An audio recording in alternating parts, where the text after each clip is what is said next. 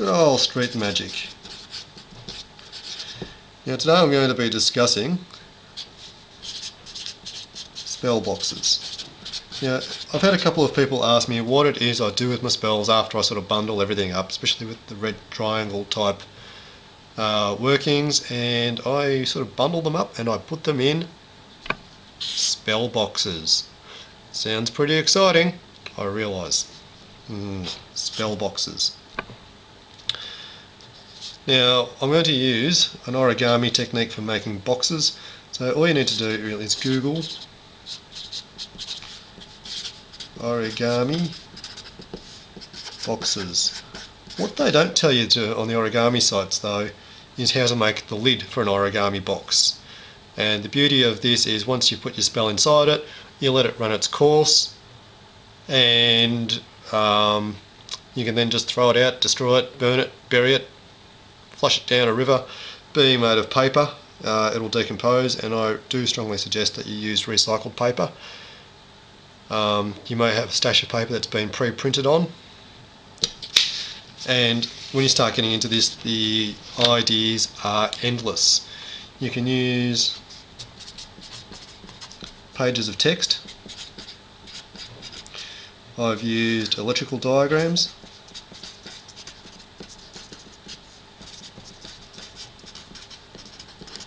I've used star charts.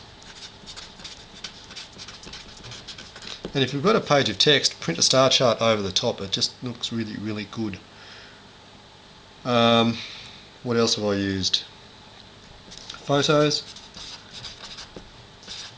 You could use sigils. When you get good at sort of how to print things and how to place them onto the paper in the right place, you really got plenty of places to go. And you can even just, when you've made the box, just doodle on it. I did that the other day while I was in class and had a little better to do with my time. So I just doodled on a piece of paper on the box after I'd made it. So to make the box and the lid you need two pieces of paper. Today I'll be using blue and green just to sort of make it a little bit more exciting than white paper. And the trick to origami is to always start with a square, and I'm just using A4 paper that I've pre-cut into a square.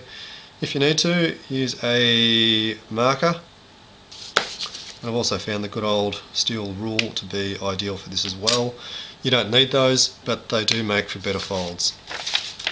Now I'm not going to sort of waste too much time talking to you about the origami, because you can just look up the instructions, and it's so much easier if you find a good website. Email me, I'll put you onto one of the sites that I've got it from. There are more than one way to make a box. There are multitudes of ways to make boxes, and if you don't like this way, you can make your own using any other technique you like. I'm quite adept at this by now, and I'm just going to run my pen lid along the fold lines just to make them a little bit sharper, so when you make the actual box it tends to stay together a little bit better. And you can even just use the edge of your pen like that.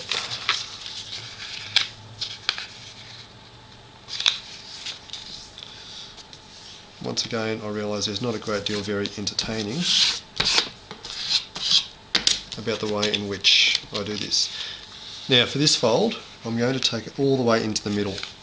When you do the lid, you don't take it all the way into the middle. Okay.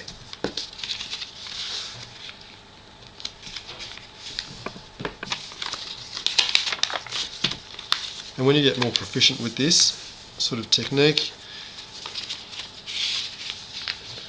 you'll be able to use a sheet of A4 without having to cut it into a square. Because these boxes have got a multitude of uses. Okay, that's the first box, that'll be the base, and you can also just put your rule down like that into the corners just to help square it up a little, just to help firm it.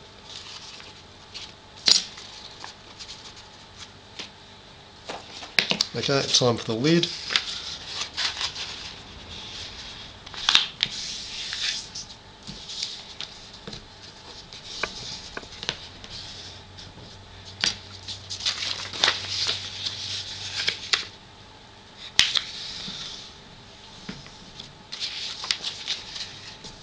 Okay, now this time, instead of folding it all the way into the middle like I did last time, I'm going to stop it short And for those who want to get pedantic, I'm folding it short, about 4.5 to 5 mil. Once again, it's not an exact science. I'm folding paper here, so I'll stop it short about 5 mil. I'm just going by eye. I've done this a number of times, but by the time you've made 10 boxes with lids, you'll be the local expert on making boxes and recycling paper. It's a really cool party trick too, I've decided. If you're sitting around a bunch of friends who are kind of into recycling stuff and reusing stuff, and you can give them to any female as a little trinket box or a jewellery box. You can load them up with chocolates if you're going out on a date.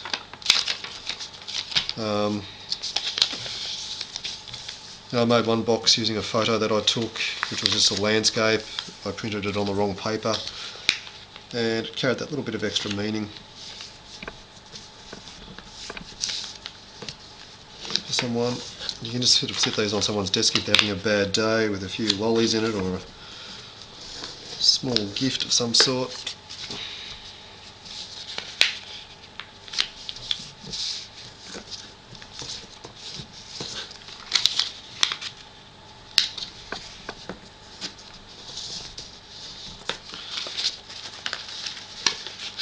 This is the lid coming together now.